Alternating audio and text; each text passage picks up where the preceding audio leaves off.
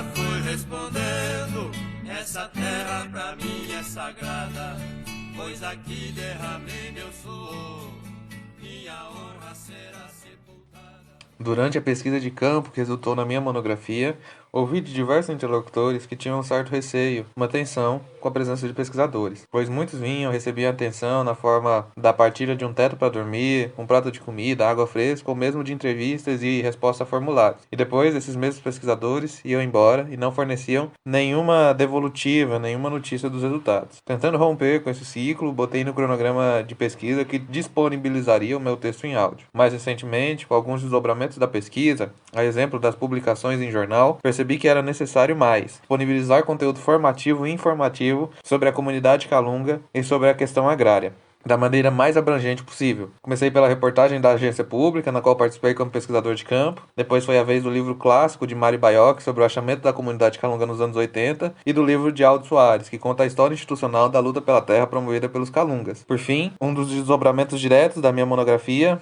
a reintegração de posse de parte da Bonito. Agora, disponibilizo o livro Em Julgamento à Violência no Campo, de Elias Fajardo, um raro livro que narra as primeiras mortes analisadas pelo Tribunal Nacional dos Crimes do Latifúndio. Casos analisados e ainda não julgados. A segunda sessão do Tribunal Nacional dos Crimes do Latifúndio examinou ainda os casos das mortes da líder sindical Margarida Maria Alves, na Paraíba, e de João Celestino Costa, sua mulher, Maria José dos Santos Costa, e seu filho de 10 anos, Adailton Santos Costa.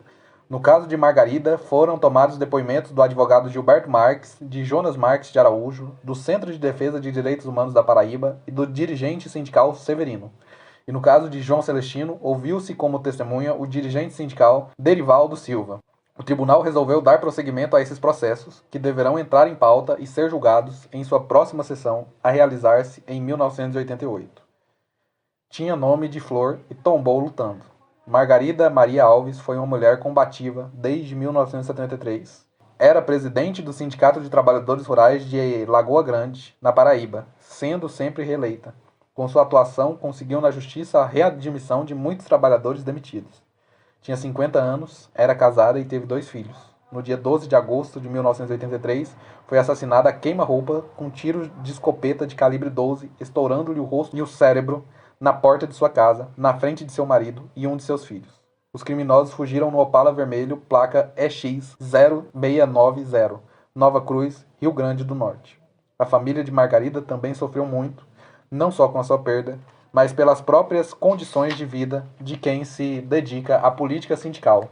Margarida casou-se com Severino Casimiro, fundador do Sindicato de Trabalhadores Rurais de Lagoa Grande, em 1962. Ele já tinha vários filhos com a primeira mulher, que também foi morta por fazendeiros. Os capangas foram expulsá-la da casa porque os patrões estavam pedindo a casa e a mulher estava de resguardo. Ficou doente, paralítica por muitos anos, e acabou morrendo. Margarida e Casimiro tiveram 2 filhos. Um nasceu morto e o outro, José de Arimateia, estava com 8 anos quando viu a mãe ser assassinada. Margarida era doce, meiga, religiosa e foi perdendo a timidez na medida em que aumentava seu engajamento. Em 1982, Margarida fora agredida por José Mil, filho do dono do engenho Miranda. Pouco antes de morrer, fora ameaçada por Agnaldo Veloso Borges, proprietário da usina Tanques. 3 anos depois da morte da líder sindical, a UDR fundava sua sede na Paraíba, tendo a presidência de Veloso Borges. O assassinato de Margarida foi atribuído aos usineiros do grupo Várzea, que contrataram 3 homens para expulsá-lo. O delegado Gilberto Rosa chegou a identificar o criminoso, decretou sua prisão preventiva, mas não conseguiu prendê-lo.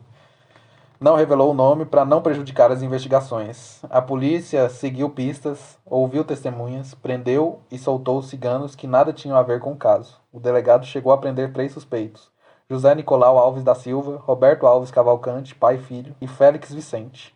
O processo foi encaminhado ao Ministério Público, mas ninguém foi indiciado como responsável. Várias entidades criaram o Comitê Margarida Alves para acompanhar o inquérito e agilizar a busca dos mandantes do crime. Testemunha do caso Margarida. A primeira testemunha ouvida foi Edmundo Pereira dos Santos, do Sindicato de Trabalhadores Rurais de Alagoa Grande. Ele disse: um dia antes do crime, Margarida confessou: sei que vou morrer. Se quiserem, vocês saiam, mas eu continuo na luta, pois é melhor morrer de bala do que de fome. Ela passou a noite contando a sua vida para a companheira Penha e no dia seguinte foi morta em frente à sua casa. Levou um tiro no rosto que lhe tirou a banda da cabeça. Fomos procurar o delegado, que não estava na delegacia. Estava na usina do fazendeiro. Registramos queixa, mas a folha do registro onde ela foi anotada desapareceu. Suspeitamos dos pistoleiros e dos mandantes que continuam soltos. Depois da morte dela, já morreram 3 trabalhadores de Lagoa Grande. Em 1984, houve uma greve e os usineiros falaram bem claro: se vocês continuarem, acontece com vocês o mesmo que aconteceu com Margarida. Edmilson relatou também vários outros casos de ameaças a lavradores e advogados por parte do Grupo Várzea, ligado ao DR. Em seguida, Jonas Araújo, coordenador do Centro de Defesa de Direitos Humanos de João Pedro Teixeira, trouxe mais informações sobre o Grupo Várzea. Disse que é composto, entre outros, de Ademar e Adalton Pereira, pai e filho, e dirigido pelo velho coronel Aguinaldo Veloso Borges, que vem matando camponeses desde que, em 1962, assassinou João Pedro Teixeira, das Ligas Camponesas de Sapé, sobre o qual foi feito o filme Cabra Marcado para Morrer, de Eduardo Coutinho. Afirmou que o grupo tem muitas ramificações e que o advogado do indiciado pela morte do advogado pernambucano, Evandro Cavalcante, é o mesmo que defende o Grupo Várzea. Deu mais um exemplo de discriminação da justiça para proteger os fazendeiros. O povo ocupou uma área em Campina Grande e deram 48 horas para conceder liminar. Deram este tempo para que o dono da área pudesse pagar os 20 anos de PTU atrasados para obter o mandato de reintegração de posse. Jonas abordou ainda a realidade das faculdades de direito do Nordeste. Em Campina Grande, um professor justificou dentro da sala o fato de a polícia bater em preso. Em outras faculdades, se exige terno e gravata para ir à aula. Como formar advogados que abracem causas populares em escolas como essas? Na Bahia, ao contrário, as eleições diretas para o chefe do departamento e haverá para diretor da faculdade. A única testemunha deste caso foi o advogado Gilberto Marques, assessor jurídico do Sindicato dos Trabalhadores Rurais de Campina Grande.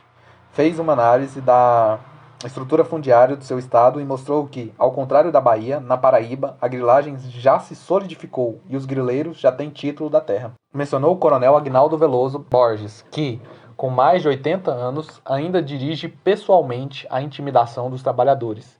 Disse que este coronel chegou a controlar cerca de 30 prefeitos na Paraíba. Denunciou também o pistoleiro Betânio dos Santos, acusado de ter participado tanto da morte de Margarida quanto de Evandro. Gilberto leu um poema que fez homenageando Margarida. Olha esta praça, Margarida. É o teu povo que está aqui. Calados, ouvem sua voz que ecoa forte, no pulsar do coração de todos os povos que se pode ouvir o eco do teu coração silenciado. Te tiraram do sindicato e da vida, mas te lançaram no Nordeste e no Brasil. Como os das margaridas silvestres, teus pedaços se recompõem em toda parte. Em 6 de julho de 1988, Antônio Carlos Coutinho Regis, que, a mando dos fazendeiros, contratou e levou os pistoleiros a Margarida, foi absolvido. Os fazendeiros nem foram julgados. Tribunal dos Crimes do Latifúndio. O caboclo já foi respondendo: essa terra pra mim é sagrada, pois aqui derramei meu suor, minha honra será sepultada.